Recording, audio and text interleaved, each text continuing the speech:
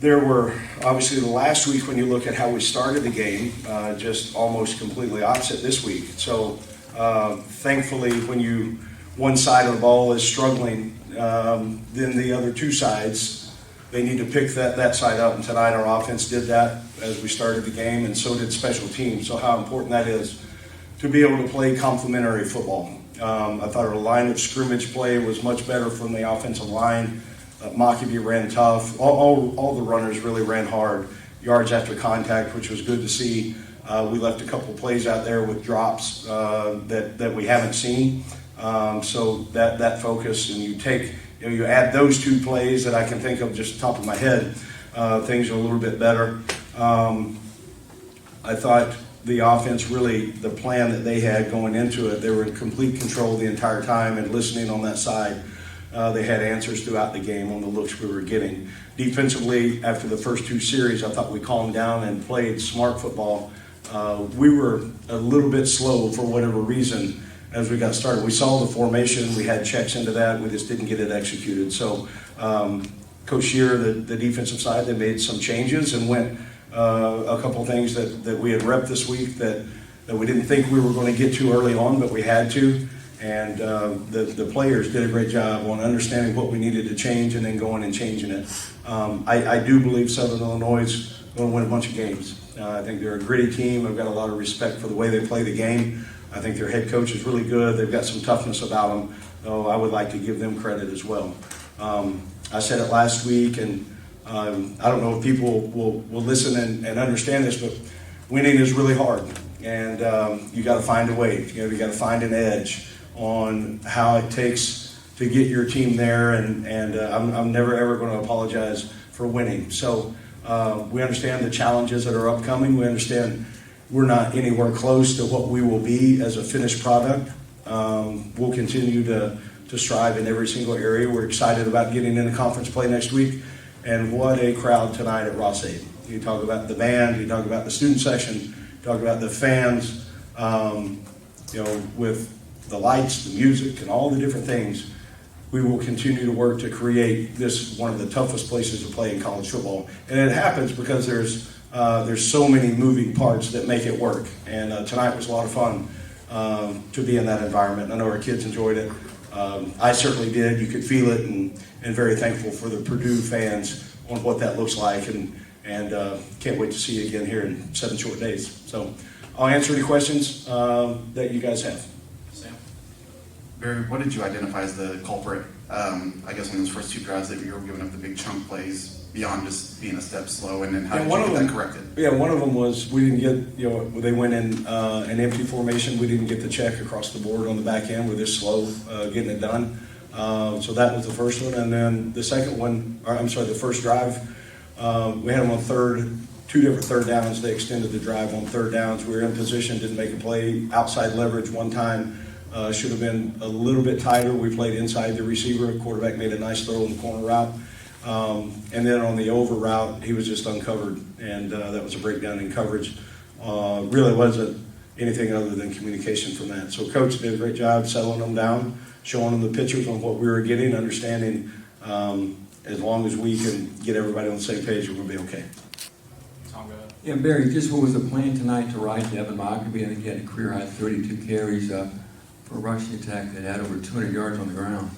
I think that was one of our points of emphasis this week. Our Tuesday and Wednesday practice were two of the most physical that we've had, and it was good on good. A lot of the time we wanted to try to establish the line of scrimmage with the offensive line on running the football. We know that we're going to have to be a running team. That opens up things down the field in the vertical passing game when we can establish that. We didn't do as much quarterback run game tonight. Devin had a big workload. He continues to make plays. He's a tough kid, a great competitor, and our offensive line, I thought, did a really nice job on establishing at the point of attack the way either the combo block or the zone schemes or the gap schemes, whichever we were going with. I thought they did a nice job on getting a hat on a hat and finishing, moving the right direction. Well, what's it mean to be 2-0, Barry, setting up what could be a real big game next week with a program like USC coming to West Lafayette? Yeah, they're all big. I mean, every single game is big. Tonight was big, and Kuffner told me walking in, I joined the crowd of Coach Cleo, back in, what year was it? 1916. Long time since a coach has started 2-0. I didn't have anything to do with it. It was all the support people, our players, and then it's two games and we got 2 wins. So we just got to keep finding a way to stack the preparation habits and the opportunity at 3:30 on Saturday afternoon. We understand getting in the conference play how important every single game is. Tom was at the game. He can tell you more about it. The 1960s. Back to Devin. Just what does it mean for a coach, and maybe for a player, for a team, to have a senior like that you can ride in that situation that has that dependability, and even if you have to win a game methodically, I guess the trust that's there to keep putting the ball in his hands. I was hoping you were going to say one word there, and it's trust.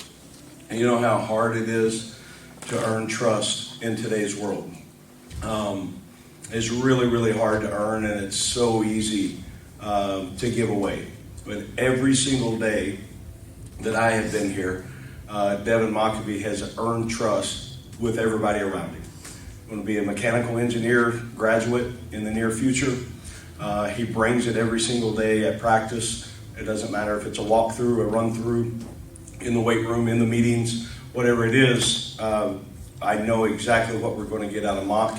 You can win a lot of football games with guys like Devin Mockabee, and he does it right every single day, and the entire organization has great trust in him.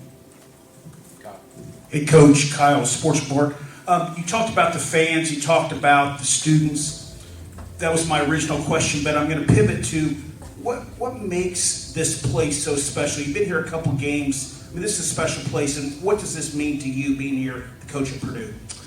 Yeah, I'm not going to do a very good job of really putting that as eloquently as someone probably should.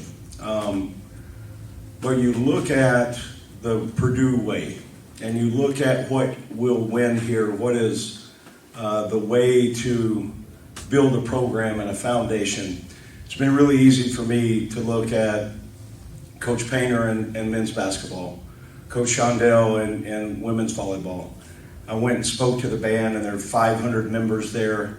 It was before they made their cuts. The energy that is there, the passion that people care for Purdue is unmatched. I'm honored to have a chance to represent this logo. I've got a lot of belief in Mike Babinski and his staff and Tiffany Grimes, because every single day there is alignment, there's vision. There could be some problems, but there's always solutions. And those things, when you have that thing all together, okay, in the entire organization, and you look at, for us, strength and conditioning, sports medicine, nutrition, academic resources in the academic center, everybody that pours in cares about Purdue, and they care about building our student athletes to provide them to have a future in this opportunity through the game of football that will create memories and opportunities for the next 50 years of their life. So I take great responsibility in what that looks like every single day. But I'm so thankful because the people of Purdue, the 58,000 undergrad students, the people of the state of Indiana, the people in the 5-hour, 6-hour radius of West Lafayette, the brand is strong. And I think we're just scratching the surface on what we're going to be as a football program. And I'm so honored to have a chance to do it here because of all those things that I mentioned that make it work. Thanks, Coach. Back to Tom. Hey, Coach, just kind of assess Ryan Brown's effort tonight and also comment on George Burrian, who actually led you guys in catches and yards tonight. I thought Ryan was gritty.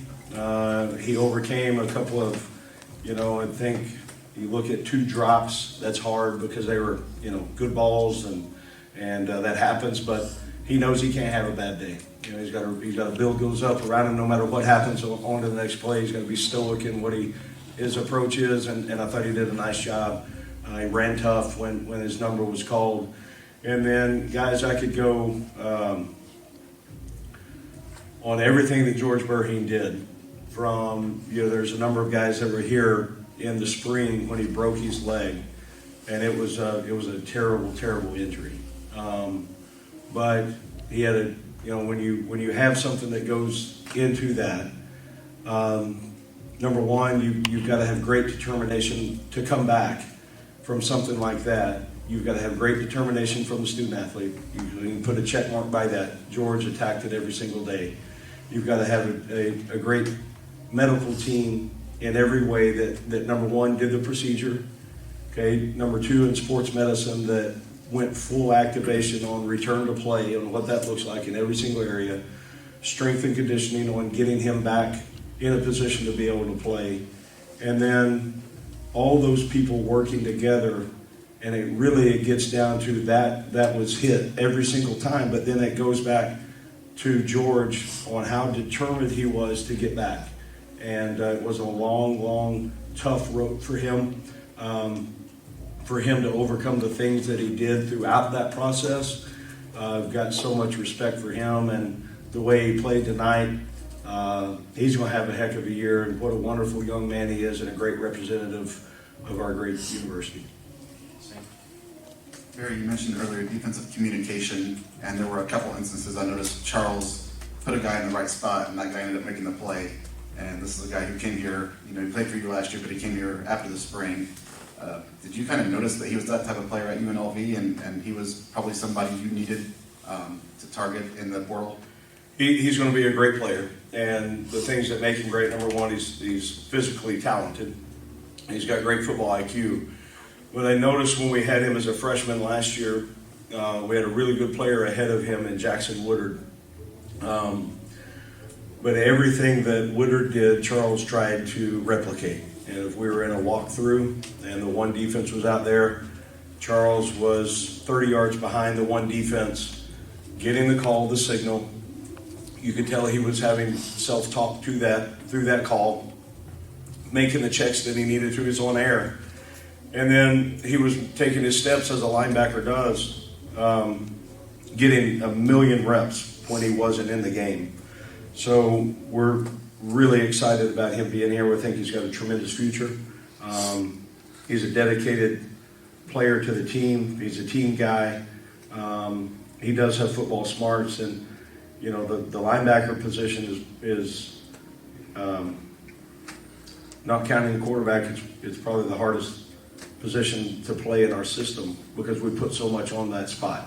And it's a good and a bad thing that I played the spot and Coach Shear played the spot, and we understand how important it is that position is right, and they've got to spend more time than anyone through their tip sheet and their reminders and the game plan study because everything runs through the linebacker position defensively.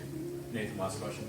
So can you go into any more detail about what the defensive adjustment was? Was it something reacting to them coming out and what you hadn't anticipated? Or I wish I had some great answer for this. We had a really good plan going in. We didn't do a very good job executing and communicating it early on, and we stayed the course and stayed the plan. I've never been a person that believes, hey, we'll wait till halftime and make an adjustment. You don't got time. You're blown out of the stadium if you wait till halftime. So our changes have to make, it's a chess match. What are they doing? Okay, this is what we got. Can you be on the tack? This is what they got. Are they odd fan? Are they slide protection? What are they doing? How are they trying to attack us? So all the things that go into that, it's ever-ending communication on the headsets. Okay, here's what they're doing. Here's our answer. Here's what they're doing. Here's our answer. And I thought that defensively, it took everybody defensively to get them calmed down and get it fixed and understand what we were trying to do. I wish I had a great, magic wand. We did that. It wasn't it. It was just they stayed the course. They understand what we needed to do, and things slowed down for us. So credit to, number one, game plan. I thought we had answers when we needed them, and then the kids, again, they did a great. Doesn't matter what we know. They've got to go execute it, and they did a nice job making some changes, making some adjustments, and then going and executing it. All right, thanks, Coach. Love Thanks, players guys. and shortlist, Coach. Have a great week.